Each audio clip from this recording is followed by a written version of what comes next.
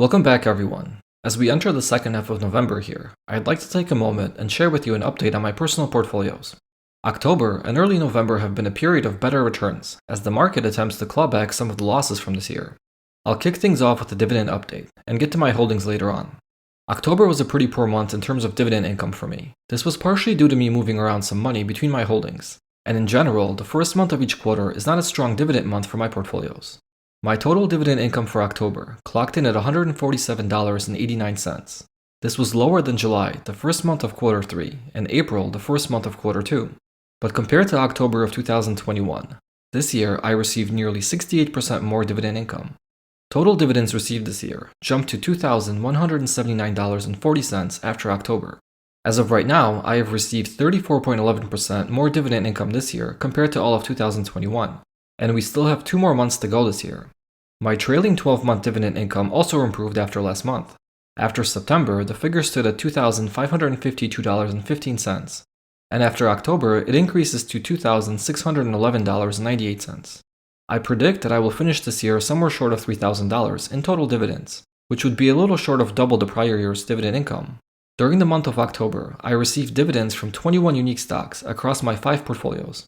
The largest contributors were Main Street Capital with $16.61, Best Buy with $15.68, Toronto Dominion Bank with $14.34, Northern Trust with $12.76, Stag Industrial with $12.22, and Realty Income with $11.60.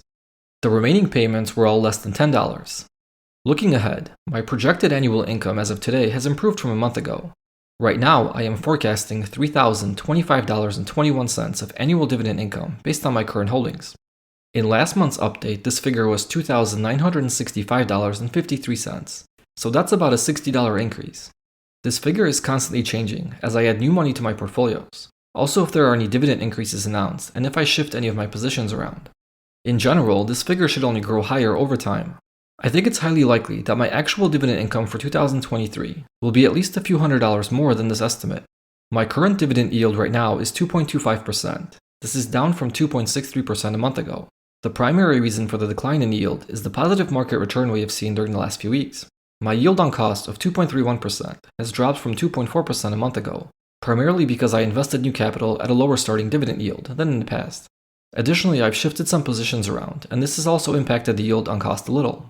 My top 10 income payers remain unchanged, especially the ones at the top.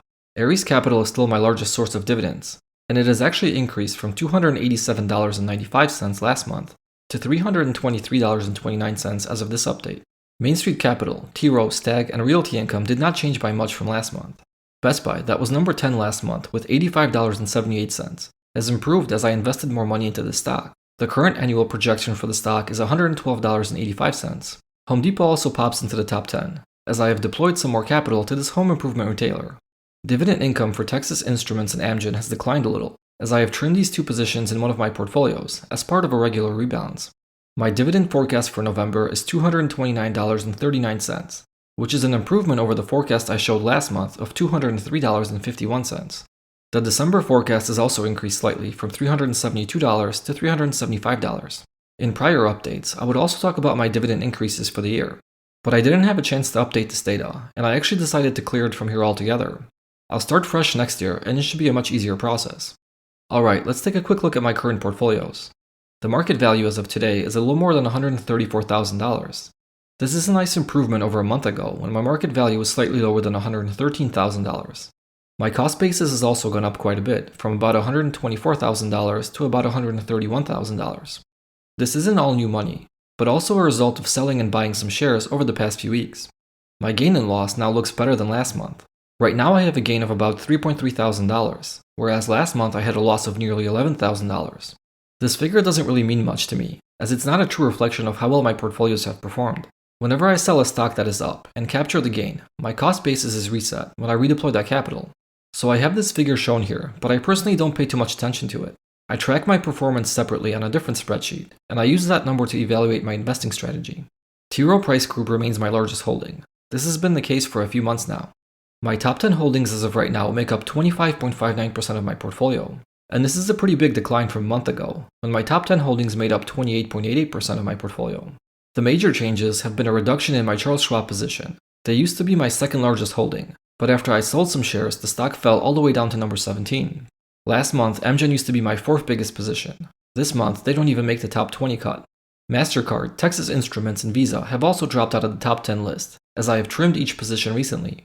So where have I been directing most of my money during the past few weeks? Well, on the top 10 list, you can see Home Depot, Cintas, and Intercontinental Exchange have climbed higher. I've been investing consistently in each of these three stocks. Additionally, I've been building up my position in Apple, Costco, and Microsoft. They are still relatively small exposures in my overall portfolio, but I think in due time, they will climb to the top 20 or even the top 10 list. I've also initiated a position in Johnson & Johnson, Procter & Gamble, and AbbVie recently. These three stocks are also quite small positions in my portfolio right now, and who knows if they will make the top 10 list. If they do, it will certainly take a long time. My best performing stock right now is Principal Financial Group, with a gain of over 57%. United Healthcare is also doing nice, up over 33%. It also happens to be my fifth largest position right now. Tractor Supply and Cintas are two more of my top 10 holdings that found their way to the top 10 performers list. Information technology continues to be my largest sector, but the allocation did come down a bit from a month ago. It currently sits at 28.13%, and last month it was 29.01%. Financials are the second largest sector, but I have shifted away from this sector during the past month. The sector has a weight of 21.54% right now, whereas a month ago it was 24.03%. My exposure to healthcare has increased from 11.19% last month to 12.38% right now. Industrials are also up from 6.26% to 7.38%. REITs and BDCs are up slightly, but that is mainly market driven and not through contributions. I noted in the past that my consumer staples exposure was very low, and I can confirm here that I have attempted to remedy this over the past month. My exposure to consumer staples has grown from 0.61% to 2.82%. Last month I had a very small exposure to utilities. That has been completely eliminated recently. Performance by sector has improved as the market has generally gone up since a month ago. Last month only 3 sectors had positive returns: healthcare, industrials, and communications. This month 7 sectors have positive returns, but all sectors have improved returns from a month ago. As we get close to ending the year here, I would like to see my Q4 dividend income set a new record. In general, my dividend income has risen compared to each prior quarter. October was a little bit of a sour start to Q4, but I am projected to beat the $747.32 in dividend income I received in Q3. I continue to add new money to all 5 portfolios, so that should help add a few more dividends as well. This was the first update where my projected annual dividend income was above $3,000. I'd like to see this figure stay above this level and continue climbing. I don't like to make too many assumptions about where the market will go next year. If we will see more pain in the coming months, I would like my portfolio to stay north of $100,000. I think this should be possible, considering that as of right now, my automated deposits to these accounts for next year should be around $20,000, which would help offset any market declines. The one positive thing about falling stock prices is that you can lock in more attractive dividend yields if you are still contributing to your portfolios or reinvesting dividends.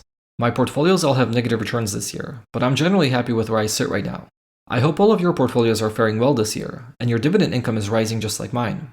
If you liked the video, please hit the like button, and join this dividend community by subscribing to the channel. Thank you for watching and see you next time.